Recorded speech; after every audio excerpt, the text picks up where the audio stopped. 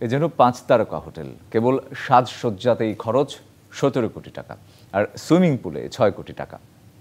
সরকারি কর্মকর্তাদের থাকার জন্য ঢাকা জেলা সার্কিট হাউসে 2টি ভবন নির্মাণে সব মিলিয়ে খরচ 334 কোটি টাকা।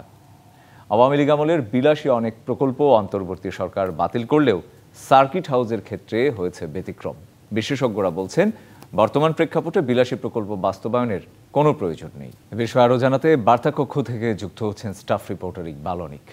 ইকবাল, আমাকে শুনতে পাচ্ছেন? আপনার প্রতিবেদনটি আমি দেখলাম। আপনার কাছে আমার প্রথম প্রশ্ন যেটি থাকবে সেটি হচ্ছে, এই যে এত বেশি অর্থ ব্যয়ে সরকারি স্থাপনা বানানো হচ্ছে, এরকম এর আগে ঘটেছিল কিনা, কোনো কিছু নির্মাণ করা হয়েছিল কিনা, শুনতে চাই শুরুতেই সেটি।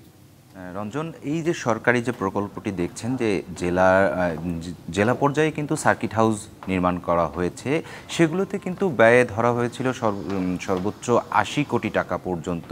কিন্তু এটি কিন্তু ঢাকা জেলা সার্কিট হাউস যে প্রকল্পটি 24 সালের 9 জুন অনুমোদন হয়েছে, সেটি কিন্তু অতি অত্যাধুনিক হচ্ছে বিলাসবহুল একটি প্রকল্প। এই বিগত সরকার কিন্তু এই প্রকল্পটি নিয়েছিলেন, সেটির স্বার্থ সিদ্ধির জন্যই নিয়েছিলেন, যে আমলারা রয়েছেন বা জেলার ডিসিএসপিরা রয়েছেন, তাদের সুবিধার জন্যই বা তাদেরকে মনোরঞ্জন বা তাদের খুশি করার জন্যই কিন্তু এইরকম একটি প্রকল্প কিন্তু হাতে নিয়েছিল সেই সময়। কিন্তু গেল 5ই আগস্ট পট পরিবর্তনের পর বা ফ্যাসিস্ট আওয়ামী লীগ সরকার পালিয়ে যাওয়ার পর কিন্তু এই যে অন্তর্বর্তীকালীন সরকার দায়িত্ব নেওয়ার পর যে এই রকম অতি বিলাসী যে প্রকল্পগুলো রয়েছে, সেই প্রকল্পগুলো কিন্তু বাদ দেওয়ার একটি পরিকল্পনা নিয়েছিল। কিন্তু এই প্রকল্পটি কিন্তু জমকালোভাবে কিন্তু পরবর্তীতে কিন্তু 6 মাস পর কিন্তু এই প্রকল্পটি আবারও একনেক থেকে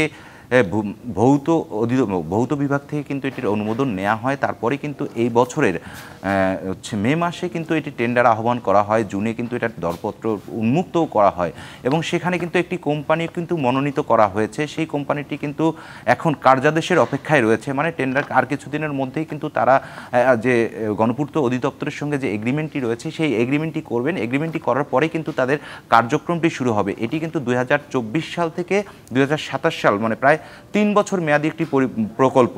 একনল সোপ, দেশের নাম্বার 1 হালাল অ্যান্টিব্যাকটেরিয়াল সোপ, ন্যাচারাল ব্যাকটেরিয়ালাইসিসের সুরক্ষায় ফ্রেশ ও অ্যাক্টিভ সব সময়।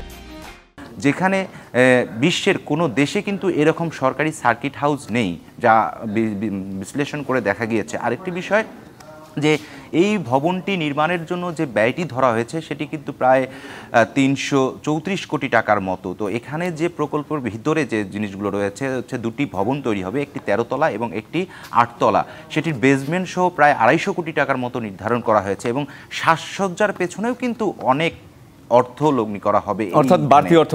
ইকবাল, একটু যদি থামিয়ে শুনতে চাই, যে এই যে সরকারি অর্থে সরকারি স্থাপনা বানানো হয়, এগুলো দেখভালের জন্য, এগুলো নজরদারির জন্য, এগুলো যাচাই বাছাইয়ের জন্য খরচের কোনো ধরনের দপ্তর কি রয়েছে, বা তারা কি করছে, তাদের কাছে কিছু শুনেছেন কিনা, তাদের কাছে গিয়েছিলেন কিনা? দেখেন, আপনি প্রতিবেদনটি দেখছিলেন, যে সেখানে কিন্তু আমরা এই দপ্তরের সঙ্গে যারা সংশ্লিষ্ট রয়েছে, এটা দেখভাল করার দায়িত্বে যারা রয়েছেন, তাদের সঙ্গে কিন্তু আমরা যোগাযোগ করার চেষ্টা করেছি।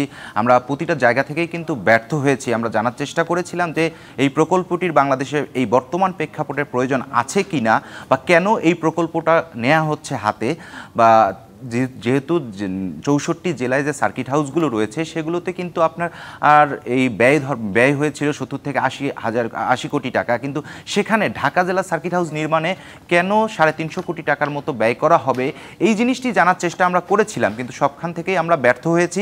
এমনও দেখা গিয়েছে যে হচ্ছে কোনো দপ্তরের, যে গণপূর্ত অধিদপ্তরের ভেতরেও কিন্তু আমাদেরকে প্রবেশ করতে দেওয়া হয়নি, মেইন গেটেই কিন্তু আমাদেরকে বাধা দেওয়া হয়েছে। সেখানেও কিন্তু আমরা প্রায় 2 থেকে 3 ঘন্টা অপেক্ষা করেছি, তারপরেও কিন্তু আমরা এর উত্তর কিন্তু পাইনি। তো বর্তমান যে অন্তর্বর্তীকালীন সরকার রয়েছে, তাদেরও কিন্তু উচিত হবে যে এই যে তথ্য প্রাপ্তির যে বিষয়টি রয়েছে, যে সংশ্লিষ্ট যে দপ্তরগুলো রয়েছে, যে তারা এরকম কোনো প্রকল্প হাতে নিলে বা এই প্রকল্পের কী ধরনের পদক্ষেপ আছে, বা এই প্রকল্পগুলো যাতে জানানো যায় সাধারণ মানুষকে, বা আমাদের যারা গণমাধ্যম কর্মী আছি তাদের যাতে এই তথ্য প্রাপ্তিটা নিশ্চিত হয়, সেই দিকটা হচ্ছে বর্তমান সরকারের বিষয়টি গুরুত্বের সঙ্গে দেখা উচিত। রঞ্জন। ইকবাল, আপনাকে ধন্যবাদ আমাদের সাথে যুক্ত হওয়ার জন্য।